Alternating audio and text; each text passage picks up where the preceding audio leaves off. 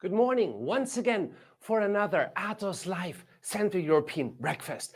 Today we talk about the future and not just like the near future, what will come up in the next 1 or 2 weeks. No, we're talking about 2030 and how work will change. And yeah, we saw it over a word we don't like at all anymore. Over the pandemic, work changed a lot. So people started to remote or work already from remote anywhere. In 2030, that will even be more.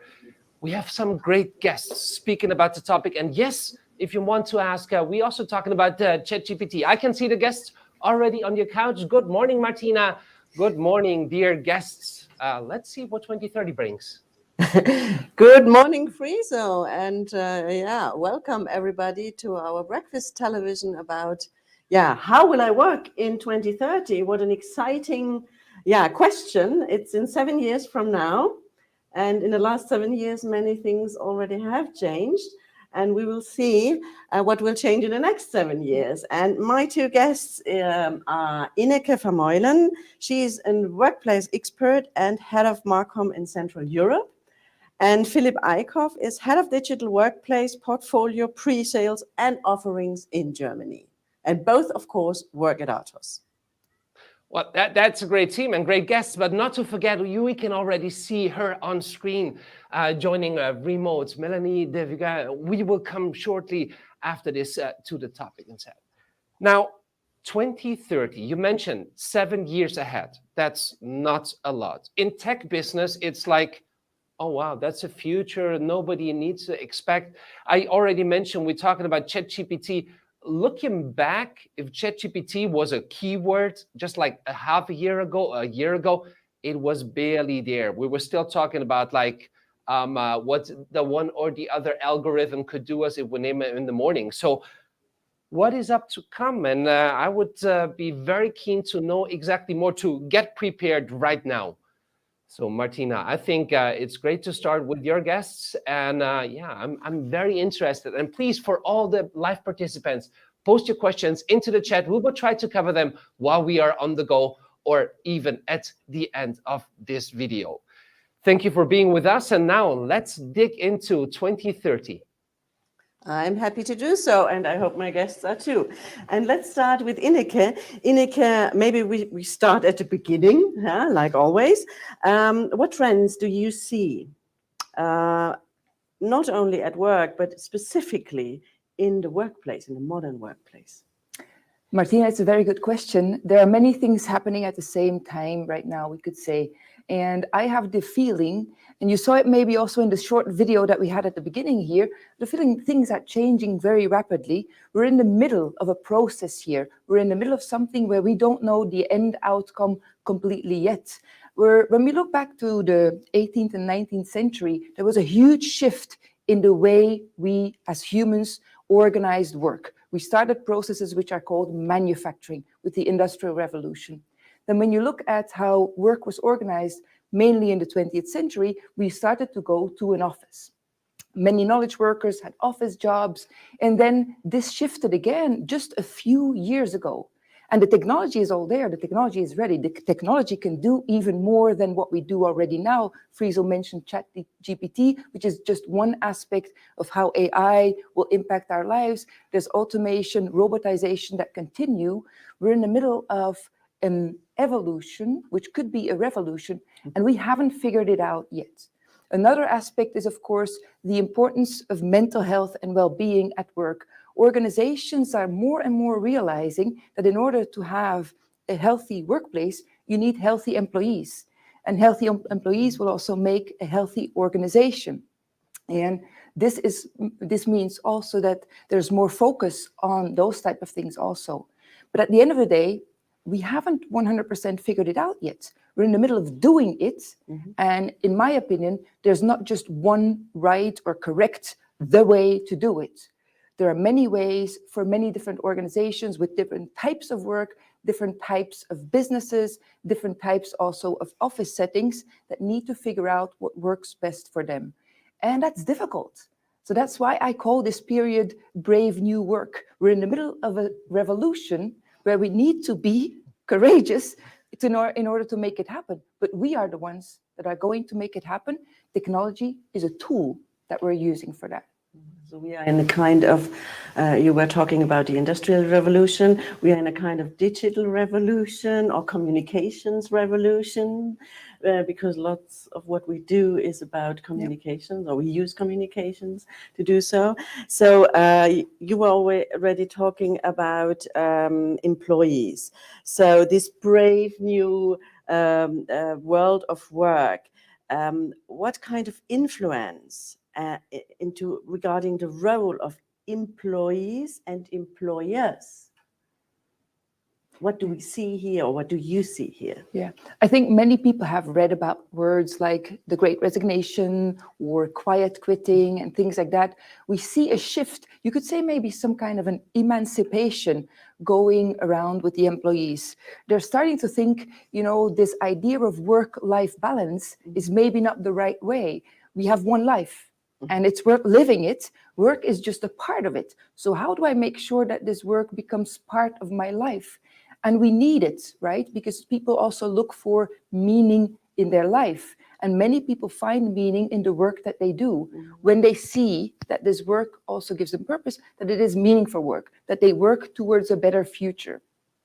And that is also why organizations are seeing, yes, we need to invest also in what we call ESG, environmental social governance, in values, in making sure that we also attract the talent that is looking to fulfill these values, that is looking for the meaning that we can offer. So it goes in two directions. And people, well, there's an impression these days, I think, with the trends of the Great Resignation, and especially with quiet quitting, which is making the rounds on TikTok also, there's this trend to think that employers and employees have opposed motivations. But I don't think that's the case. I think by and large, both sides want the same thing. We want better organizations. We want great organizations that are successful, and we want the great people that help these organizations. And more organizations are starting to understand, also with employee well-being and with other types of programs, that if we take care of our employees, they will literally take care of everything else, because good organizations will have good people, and good people make good organizations. So it's all about, in my opinion, it's all about trust. Trust that we can make this happen as employees and as employers together, and trust also that this brave new world of work will be good for both sides. So that the challenges we face, and we face a lot of challenges right now, that we have the right people for that, and people really should be passionate about it, to change things, and to make the world maybe a better place also. Friso, we had a LinkedIn survey regarding the favorite working style. Do you have some results here? Well, of course, we do have some results here. And yes, it was a great survey of the working style itself. And I will just hand over to it for a second, looking at it, and I hope you can see it. We will post the link to it afterwards, as sometimes we see after our lives, we get some more of the questions. In regards of the working style and how will I work in 2030, just to make sure I have the right one, I definitely needed to say I am an office person. No, I'm totally not. We are remote. There is a remote world of the revolution. And let's see what is going on here. I say workation is the future, and that also brings me up to the results of this poll. So let's see it. Wherever I am, open my laptop is one of the main answers of this. So people already, before we were hearing about digital nomads, but right now people just like need and want to work from everywhere. So it's fine for them. If their computer, if their devices work, they can work from everywhere. And I think that's quite fine. Yes, and others seem to really felt in love with their home offices, because there is no office like the home office. That's what it says. And that's what we also see with some of the companies and heard in the news, that some people would like to stay at home, even if all the beautiful offices get back open again. So that's quite interesting for the first one. Martina, Ineke, Philip, what do you think about this? Well, it's quite interesting. I have to admit, I'm an office worker. So I was the Okay. one clicking on the, I'm an office person. I don't know what you did. Maybe we make a little revelation about that. I'd say I go where my laptop goes. Yes. Okay. And Philip? Same goes for me. I really live hybrid work. So we have different opinions or different working styles here on the sofa. Friso, what is your working style? Oh wow, that's let's see. I Front of the feel camera. super comfy in my remote studio, so to say. Yeah, and really, it doesn't matter where it is. Right now, for example, just for Vienna, we have 3 studio setups with the same background, so even the audience could not really see where I am. The most important thing is that I have the tools, the tech, and of course the connection. So I think Maslow's pyramid really changed in the way that you say you need to have a proper LAN connection or Wi-Fi and power. For me itself, I'm already looking ahead to seeing, okay, what will AR bring? What will VR bring in different ways of working? Do I even need something like a laptop anymore? Yeah. Or do I just carry it at home? We carry one of the most powerful devices with us anytime, and we can even plug it into big screens and keyboards and all that. So we have a supercomputer with us anytime. So I think that will change more in a way. It might get a little bit more connected, not injecting sensors and true lenses, but I think it will be a more fluent thing of working and doing private stuff, like we also saw during the pandemic. So 3 opinions, one with the studio, one in the office, and 2 here where the laptop goes. So many different things. And Ineke already mentioned lots of things about, the brave new way of working. Let's start. That's right. Let's say it that way. And I know, Friso, you have another guest remotely. Exactly. Glad From you France, mentioned I this. think. Melanie.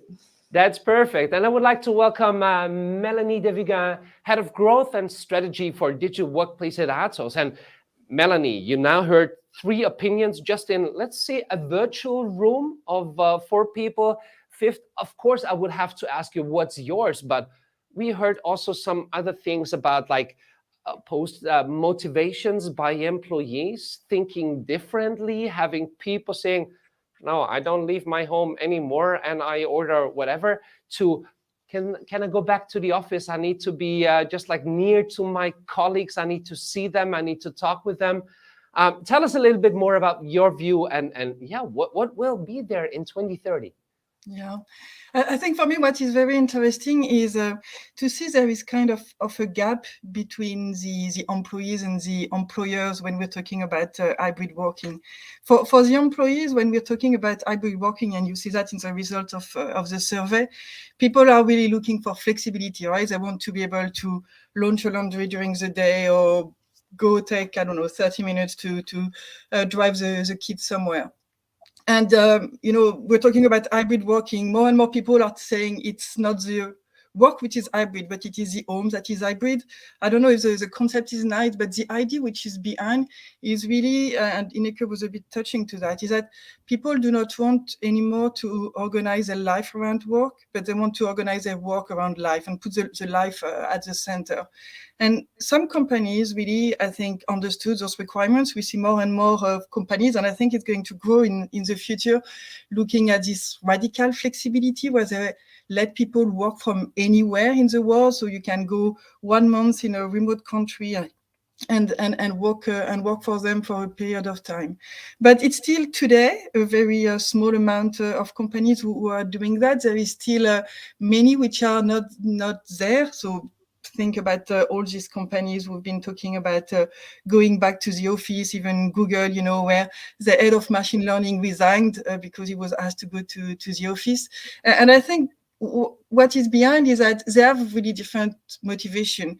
When companies are talking about, some of those companies are talking about remote working, they don't have in mind this concept of flexibility. Maybe they're thinking about, okay, we can reduce real estate costs by reducing the space and having less people going to the office. But that's not what really employees are looking for. And what they want at the end, they want to control their employees. They really want to decide where they are, how many hours they do, when do they stop. And there is a gap in this idea of control that they want to perform. Right. But what you mentioned right there is a little bit more about the thing of leadership, that has to change a lot, and not the employees itself or the tech behind it or the locations, the places and all that stuff. So a lot of that is already there, right? Yeah, all is already there, and indeed, it's a lot about the mindset. Employers, companies are very concerned that employees are not productive enough when they are working remote. And there was a survey, a study done by Microsoft, which was very interesting, between the gap in perception around productivity, where the employees do believe, really, I think the number was 87% of them saying they are productive when they work from home, versus leaders believe only 12% of them believe that their employees are productive when they are remote. And Microsoft introduced this concept of productivity paranoia. And I think it's very interesting because it's all about the idea about, I need my people to do a lot. But there is a confusion between productivity and performance. I think in the world we are, and in the world of tomorrow, when we talk about 2030, it's not about productivity anymore, because what can be, when it's a matter of productivity and doing more with the same, robots can do it, right? And we will talk again about ChatGPT and everything, but all these parts, let's do more, we can do it. We're saying productivity is for robots. So if it's about a known action, a known task that we need to repeat, we can give it to a robot. But what we need from employees more and more, and in the future it's going to be even more the case, it's really the performance is coming from the engagement of the people, the willingness to do more. It's all about being innovative, it's about creativity. And to deliver that, we need to behave, companies need to behave differently. We need to give brain space to the employees so that they can think, they can get new ideas, they can bring new solutions to the table. That's really what we're looking for in the future. I totally understand. And we can see that also, like new offices that are now reopened or opened and that were changed or that were in the planning of building. Sometimes you see that there was more emphasis and care taken for the coffee area than the meeting room, the classical meeting room, which I think that's a great thing to go. On the other control, what you mentioned about like bots, and right now, the fear of the bots. And I asked ChatGPT, it's like, hey, ChatGPT, could you do my job? And he said, like, with a 35% I could do, even I don't know what, something like that. I need to find it out. On the other hand, that was at the same time a couple of years ago where machines came into our lives, or we all were afraid that machines will replace us. Sometimes, yes, a machine could do better in a way, but new jobs evolved in that. So I think that's quite important. But you mentioned the environment, and that the environment is really something a company could control, not the control of the employee, but the right environment and the right culture to make things happen and to ensure quality instead of quantity. I see you working. Oh, you're on TikTok. Oh, yeah, that's my favorite. Oh, why aren't you working on anything else, right? So what has to be done? Are there like the things a company should do? Yeah, I think what companies want to do is really to foster this engagement. Engagement is coming by caring for the employee. So you're talking about the coffee machine, but beyond, the physical space and everything is, how do I care for my employee? How do I make sure that they are happy at work, that I provide them the tools that they need to empower them, that I'm taking care of their well-being. Ineko was talking about well-being. It's becoming more and more important, and it's becoming the responsibility of the companies to take care of the mental health of the employee, because this has a very big impact on work. And just one very interesting thing as well, Microsoft did this survey about the impact of back-to-back meetings on the stress level, and it is very high. And they really recommend, to have a 5-minute break between calls, so you bring this brain space, and you can reduce stress and move to new things. So it's really something that companies need to look at. How do they care for their employees? Yeah, so headspace important. We started earlier and closed the day later on. Back-to-back meetings, we learned about that. We already have some questions in regards of the study itself. We will have a look at that, dear audience, but that was a great view on this, how to change things. Martina, are you already revamping the BTIC in Munich? Are you already changing it completely? Have you started a new strategy with Philip and Ineke?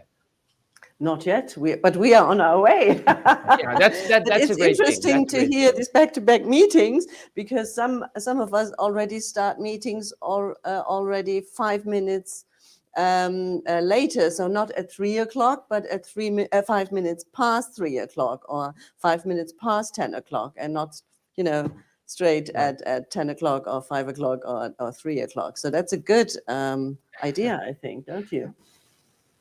I think it's perfect. And just to mention, from Austria, as I'm from Austria, we were already prepared for that, I don't know, like 50 years ago. We have something called the Akademikerviertelstunde, which means like just like the doctors and all the studied person came 15 minutes later. So that quarter itself, and that was like normal.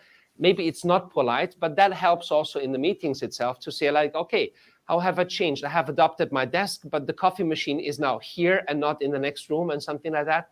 And on the other hand, in real meetings, you see that people are sitting there looking for the mute button and how they can switch the camera off. Yeah, Friese, we need more time, but we haven't. Someone here already showed me a sign that we should have an eye on the time. And we have another topic with Philip. Philip, ChatGPT. What is the meaning of ChatGPT? What is the purpose? We already we're talking about the purpose. And so what the complexity, how do you see this topic? It is a fantastic new technology, and it is definitely changing our workplace a little bit. Mm-hmm. ChatGPT is just one out of many tools we see in the AI sphere, and ChatGPT specifically is generative AI. So it is generating a response, a data response based on a prompt. And there are various categories of AI. We do have text-to-text category, and this is where ChatGPT falls under. We also have different categories that are also very fascinating, such as text-to-video. So there are AI tools where you can ask, or where you can demand, please produce a video of a young male explaining, a handsome young male, explaining the benefits of AI or the impact of AI on topics like accessibility and inclusion. And you get a great video output then, and you can even fine-tune this with additional context. And this really has the ability to change the way we work today. Mm-hmm.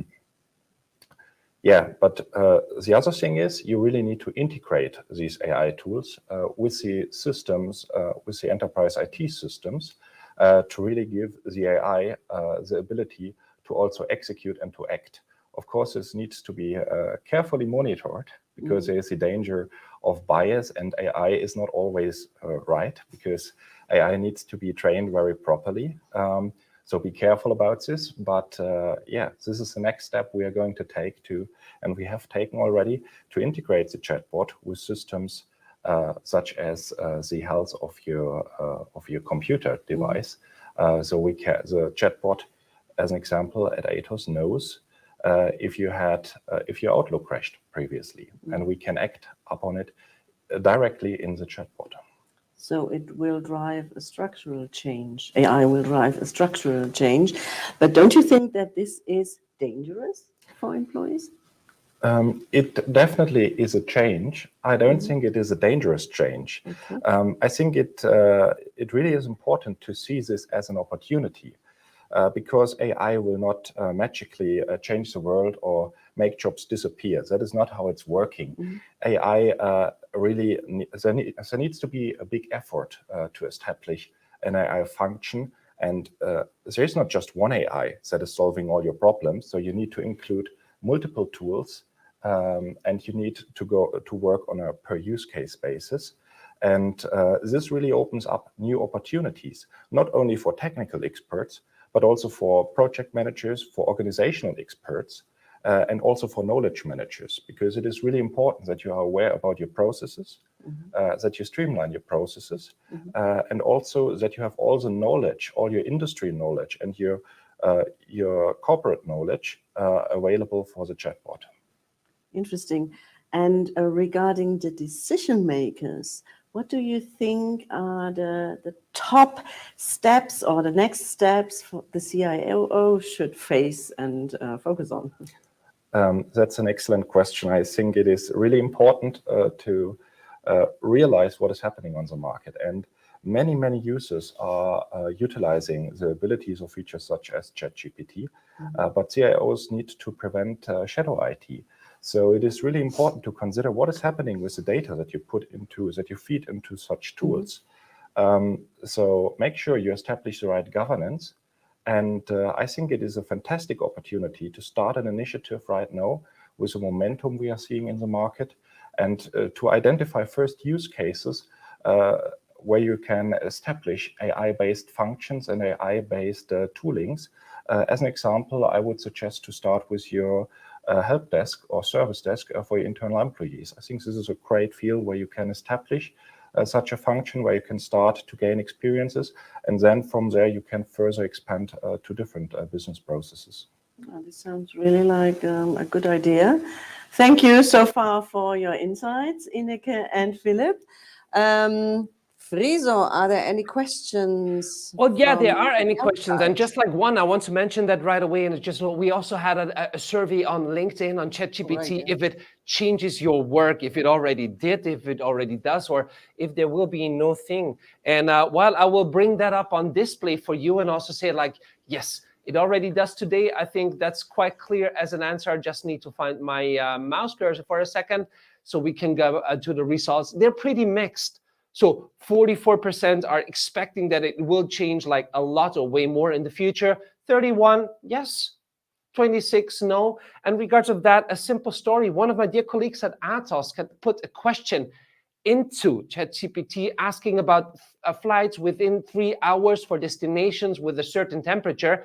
And right now didn't really get back an answer, but just recommendations on what search engines to use for that. So I think it will change that the context, what also Philip was talking about, will quite change in the near future, and that there will be more contextual understanding of different things. Just that as a little opinion and where the road will go to. But Martina, you asked about questions, and I bring one up for one. It's like quite interesting. And I think, Melanie, that also goes into your direction. What happened to productivity when COVID came? I just heard we were more productive and then it declined a little, but what was the real retrospective look on that? But I think the question is, how do you measure productivity? If it's back to the perception of people, the employees, I mean, that's what I was saying earlier, the employees believe they were more productive working from home, while employers did not. But the reality of measuring productivity is very complex, right? So there is no real hard data to show something. Yes, there's been lots of articles about productivity going up and down, but I think it's really back to perception. Okay, thank you. So the measurement itself, that's a hard thing. And yes, it was positive and negative in a way. And the other question I would like to point out, and I know, Martina, time is running, and time is running fast as always during our Breakfast TVs. And that I think goes more into the direction also of you, Philip, and what you might see, Ineke, is like, do you think bots could help employees get rid of boring tasks? And I like the way of that question, saying they support me in different things. And so I can focus more on what I really like and love about my job. Philip, you want to take that? Yeah, definitely. So I think we see a lot of development in AI, but with the actual status of technology today, AI is only capable of answering rather simple tasks. So it depends on the complexity in terms of how much context you will add. You gave a great example with your flight search. So AI is able to cover some context, but not all contexts. And AI is only capable of delivering the right answers for the basically for the data that was provided during the training of the model. And this is limiting the AI and the capabilities of AI today. So also the other factor is the complexity in terms of systems that the AI needs to interact with. So is it really only one service management system that you are using in your job today? Or are you also utilizing different logging tools? Do you also utilize other tools? And the more complex your job is, the less likely AI will have an impact on your job today. But specifically for tasks that are limited to one feed of data, such as coding as an example, AI can really help and is already helping to generate you code for what you're feeding into as a prompt into the AI. So if you call this boring, then yes, AI can help you with such tasks. That's perfect. Well, thank you so much. That's also indirectly, if you name it, if you're afraid of ChatGPT taking over your job or any other tech that might come, make your job as complex as possible with a lot of different things that are hard to combine and understand. On the other hand, like, I think we should not be afraid. There will be changes. Yeah, there will be changes we are not expecting right now, but every change also is a chance. And I think, like, looking at the time, Martina, in your studio, Ineke, Melanie, do you have some last words in, like, how to have a better job, a cooler job from anywhere, or even find out how ChatGPT could do your job without having the boss knows it? Well, I think it's up to yourself. I mean, you are the master of your life, and you can still make the decision regarding what you want to do and what you don't want to do. And I think the employers are open very much now in this time. So yeah, make the best of your life and the best of your job. Perfect. Thank you so much. Melanie, just like last, and I know we're already over, so the 30 seconds don't count right now. So just enjoy your work and you will be fine. That's perfect. I think one of the greatest suggestions for today, enjoy your work. And I would say, like, enjoy your working day of today. No more questions right now, and we can't take them. So some came in. That was great. We're coming back in a month with a new topic. Have a great day. Thank you for being our guest today. Yes. See you soon at the Atos Central Europe Breakfast TV here on LinkedIn Live and on other channels. Bye-bye. Thank you. Bye-bye. Bye. Bye. Thank you. Bye.